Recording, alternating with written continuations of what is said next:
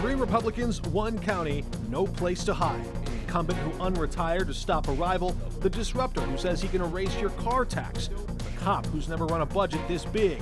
Now, the questions they cannot dodge.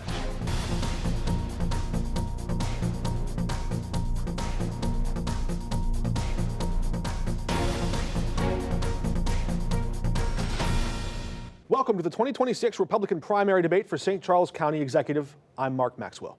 Your three candidates: Steve Ellman, the county executive for the last 19 years, Bill Eigel, a former state senator who finished second in the 2024 race for governor, and Jason Law, a longtime police officer and former mayor of Lake St. Louis. The primary, August 4.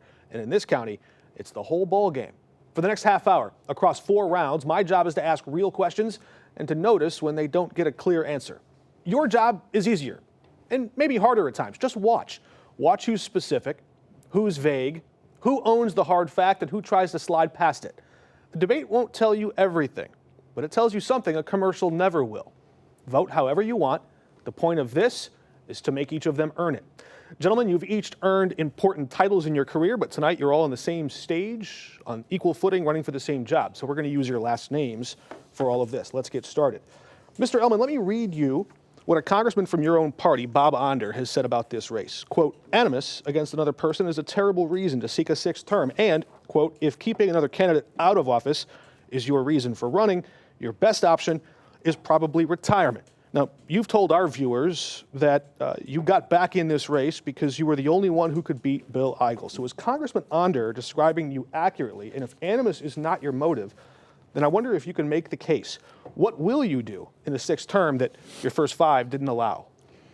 Well, I think the most important thing to say about that is we will continue to do some of the things we have started. And among the things that we are working on right now is for the last, 3 years, the county executives in Jefferson, Franklin, St. Charles, and St. Louis County, we've worked together to get funding for a regional police training facility, which Jason will know a lot about as well. That has been a real challenge because to do something like that, it's not a matter of getting a majority. It's a matter of taking 4 people and 4 county councils and getting them to agree on something. Mm-hmm. That is a very difficult thing to do. And I would point to my history of being able to work with other people. I'm able to get along with Republicans, Democrats, nonpartisan people, mayors, the people on the State Highway Commission. Negotiation down and compromise. So I hear you. What I will promise to do is the sort of things we have done. We've worked together with mayors to get additional funding for roads. We've worked with the Highway Commission to get the roads built. Appreciate that answer. Mr. Eigel, I'm going to put it to you. Your opponent says that your disruptive style of politics is a threat to the system of self-government we have today. That's his line. I'm going to set that one aside for now. Here's mine. Governing is often boring, unglamorous. It's budgets, it's potholes, it's 911 calls, it's permits, all things that have to get answered on time, customer service to your constituents. So put that point to our viewers. Point to the specific thing in your record that proves you can actually run the government, not just shake it around. Sure. Well, and by the way, I think it's very ironic to hear from my opponent that he can get along with a bunch of people, but the whole reason he's running in this race is because he has a personal problem with one of his opponents. That's me. I think that's very misleading and very dishonest on his behalf. But I'll tell you what, whether it's success in government, I got past one of the largest single-year tax cuts in state history with House Bill 2540. But really, one of the reasons that I would offer that I have a resume unlike my opponents is I'm the only one with small business ownership experience up there. I'm the only one that's actually signed the front of a check and run a small business and actually been out there creating the jobs that my other 2 opponents seem to talk about all the time. So the 2 big issues in St. Charles County overwhelmingly are issues that I contrast greatly with the current county executive. One is taxation.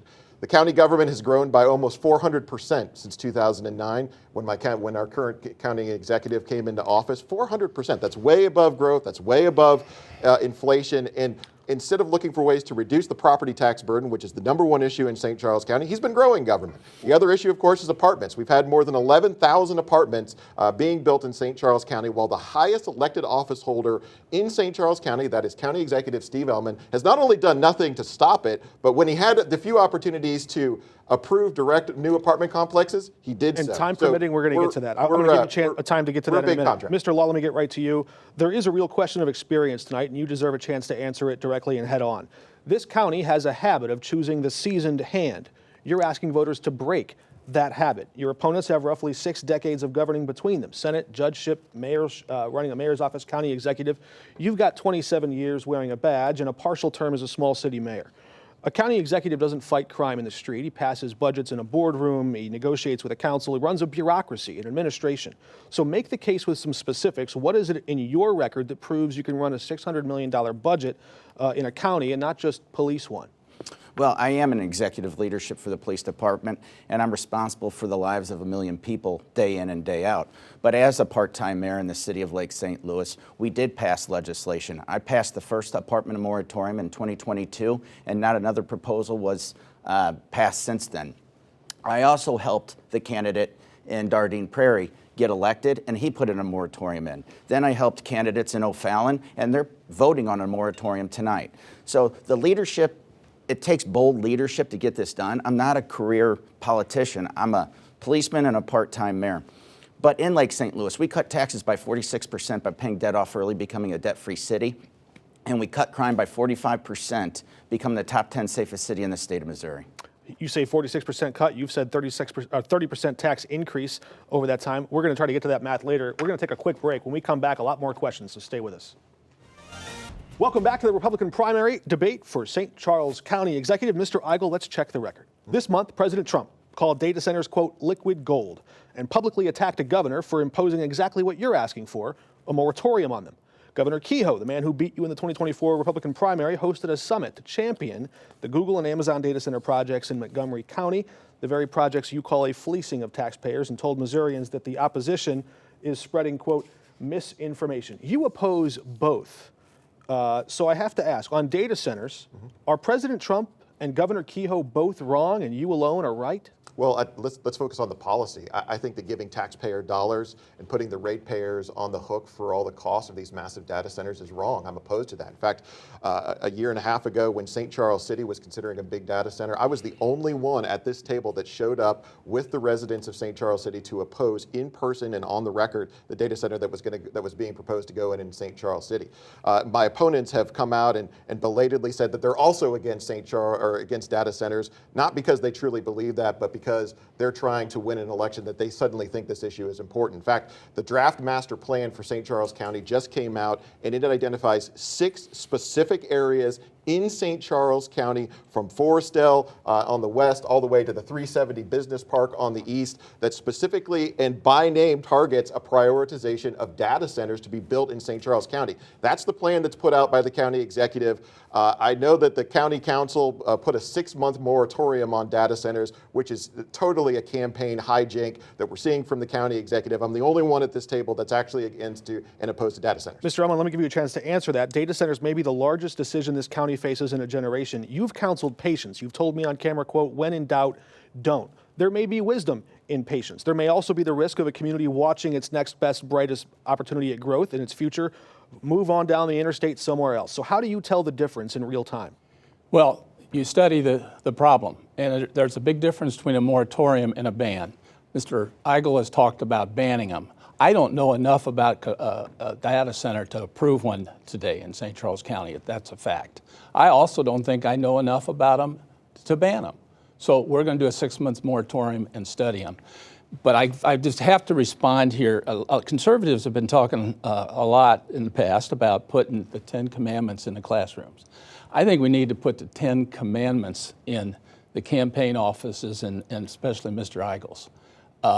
Thou shalt not. Thou shalt not bear false witness against thy neighbor. Everything he said is either untrue it's an exaggeration, or it's There are not it's plans for misleading. data centers right no, now? really, Are you saying that the draft master plan doesn't identify data centers specifically? Is that your contention? I want people to go read that draft. I just First need of all, yes or a no. first of all, it's just a draft. No, It doesn't data say centers data are centers. mentioned twice in there. Okay, so yes. And So one it of them mentioned. is and neither one of them suggests they should or shouldn't be built. It specifically says that data centers will be a priority and gives 6 specific areas of St. Charles County. Our budget has increased. The amount of money we spend per person has increased by 2.7% over a 19-year period. Not true. That It is increased by absolutely. almost 400%. I'm going to interject here. Hold on, that this is is- important. no, This that is is important. because- I'm going to interject for a minute here because I want to give Mr. Law a chance to chime in. 137 million to 606 million. You were growing government, not cutting Okay. taxes. That is And not that's why true. I That appreciate is the not spirited true. nature. Mr. Law, we're going to come to you because I think you deserve a chance to chime in here too. On data centers, you've invoked Coldwater Creek and your own cancer story. But a county executive cannot set energy prices, cannot on their own regulate radioactive contamination. So I wonder, are you offering voters a practical, honest policy about your position? Or are you offering them a powerful personal story where a concrete policy should be? First, if you just look, that's career politicians trying not to be irrelevant anymore. They're scared that they're going to lose their job in politics, and that's why they scream and they shout.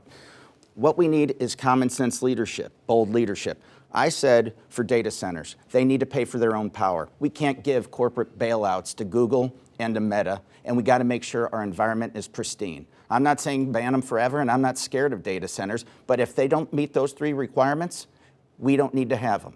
They can do it, and we should make them do it. We've got a lot more to get to. We're going to step aside for a quick minute. The candidates get a breather. You get a commercial. Back in a minute. Welcome back to the Republican primary debate for St. Charles County Executive. 2 minutes off, and all 3 candidates still want the same job, so let's get right back to work.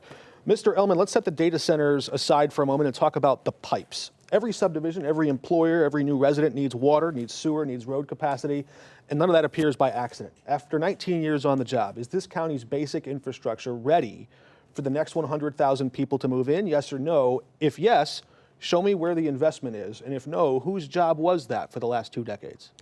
Well, first of all, the county government is not involved in sewer and water directly.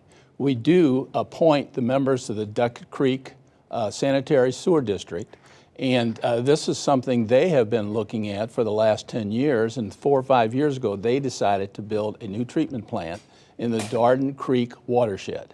And because they are building that area will now be able to be developed with subdivisions as opposed to simple 3-acre lots.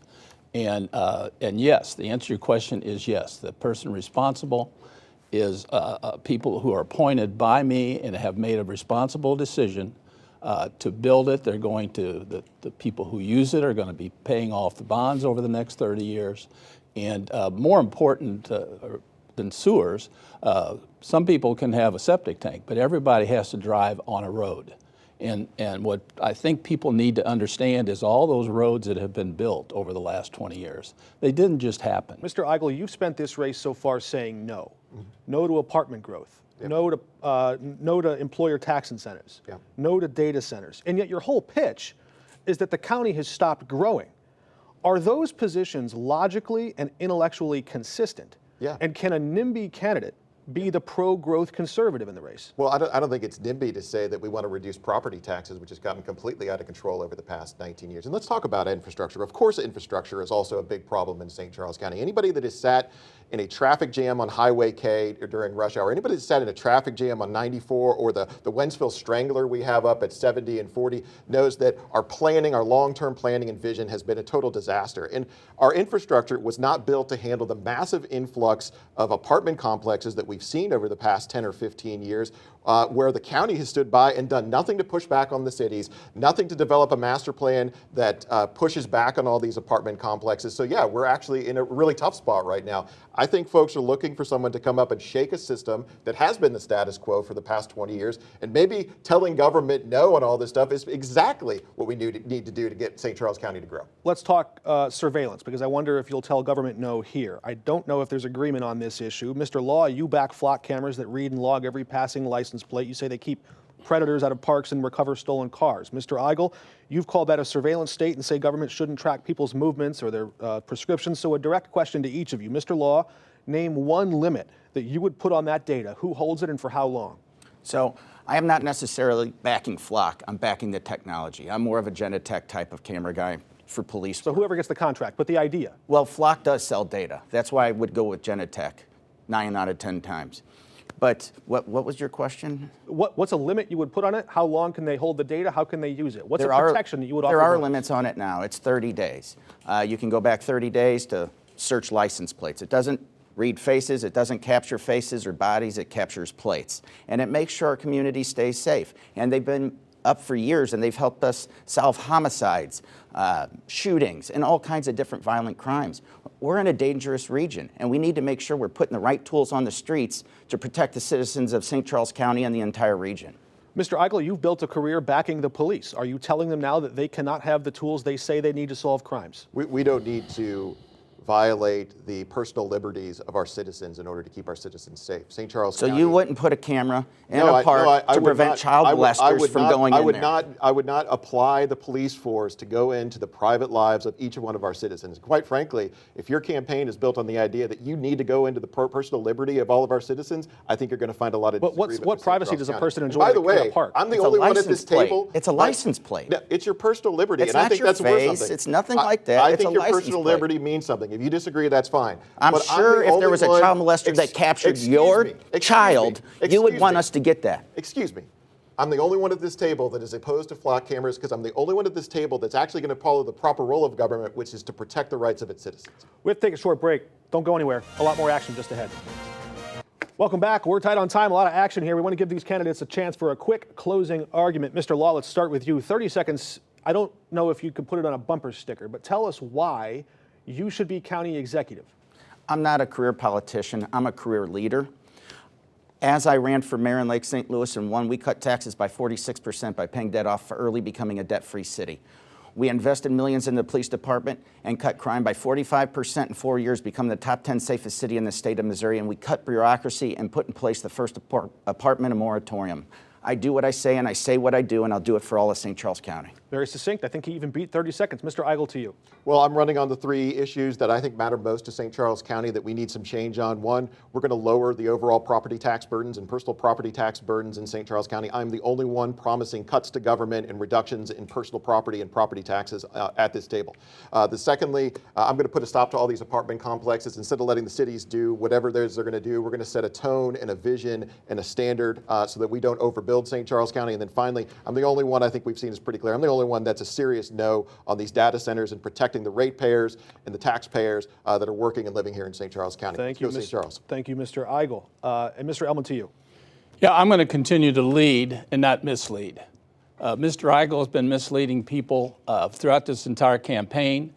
He misleads people around the entire country on making contribution to his campaign, making them think they're helping President Trump in some way. He's misleading them on the facts. I love to debate the policies, but we've been here. We can't even agree on the facts. The county has never raised taxes.